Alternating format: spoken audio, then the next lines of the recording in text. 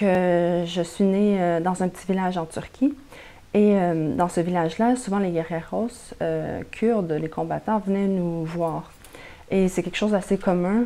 Donc les combattants viennent souvent rendre visite aux Kurdes, surtout dans l'est de la Turquie.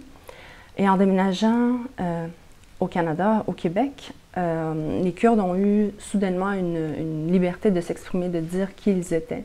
Parce qu'en Turquie, c'était pas possible. Jusqu'à dernièrement, dans les années 2000, c'était impossible, c'était interdit de parler kurde. Donc, en arrivant à Montréal, il y a un centre communautaire kurde qui s'est créé et les Kurdes venaient se rencontrer et préparer des manifestations, des conférences. Donc, j'ai toujours été entourée par cette ambiance-là qui est pro-kurde et pro-PKK. Plus tard, environ à l'âge de 5-6 ans, j'ai eu la chance de rencontrer une jeune femme qui s'appelait Gulistan. Et cette jeune femme-là venait du même village que moi, mais je l'ai connue à Montréal. Elle est partie combattre, rejoindre en fait du Québec, elle est partie rejoindre le PKK en Turquie. Et ça m'avait beaucoup marquée parce que pour moi, c'était un modèle. Je la considérais comme ma grande sœur. Et donc, quand elle a disparu, nécessairement, ça l'a laissé un grand vide. Et ça m'est toujours resté dans la tête. Donc, j'y pensais et jusqu'à ce que j'étudie en cinéma. Donc, j'ai eu l'idée de... En fait, l'idée de départ était de filmer son parcours, pourquoi ses motivations. Et finalement, en arrivant en 2014, en arrivant au Kurdistan irakien, eh bien, la guerre a éclaté. Daesh, c'était environ au début août. Donc, on s'est rendu et c'était inévitable que le film devait prendre cet angle-là. Et on devait filmer ce qui se passait à ce moment-là au Kurdistan.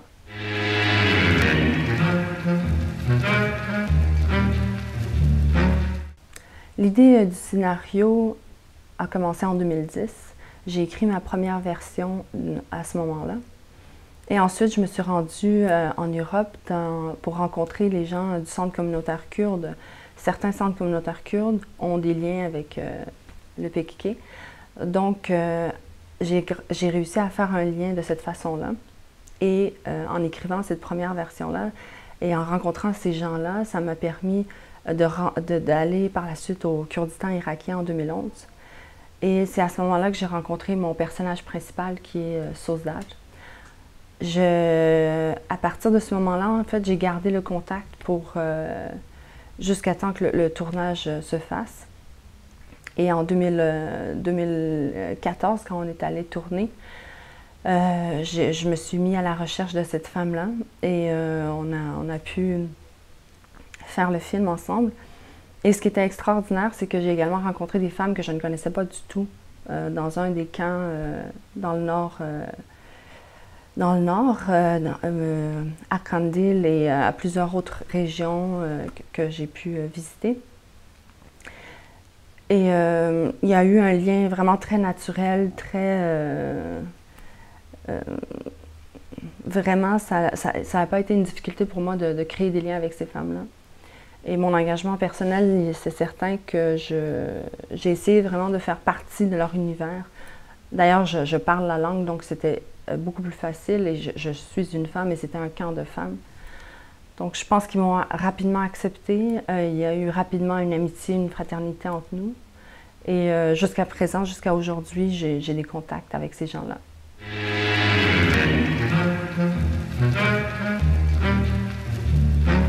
Avant d'aller en tournage, moi et mon directeur photo, on a établi déjà quel type de caméra on voulait, quel type de cadre on voulait et comment on allait travailler ensemble sur le terrain parce que c'est déjà pas évident d'être dans les montagnes, à filmer dans la forêt et à vivre dans la forêt.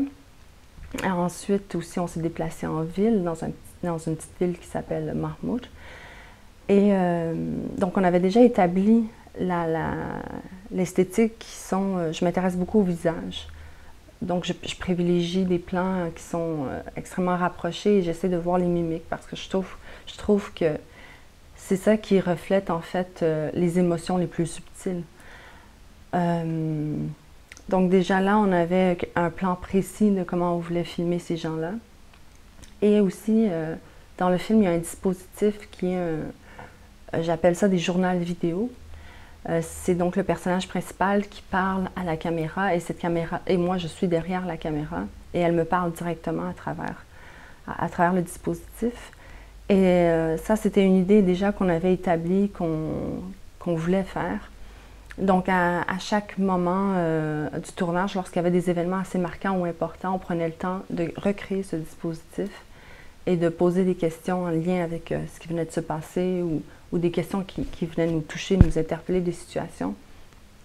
Donc, tout le tournage, en fait, c'est créé déjà avec une préparation avant, très bien établie, je pense, grâce à mon directeur photo. Et par la suite, donc, on a suivi cette façon de faire. Et voilà.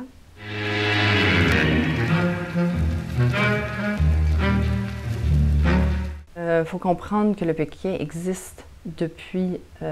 en fait, ils ont pris les armes en 1984.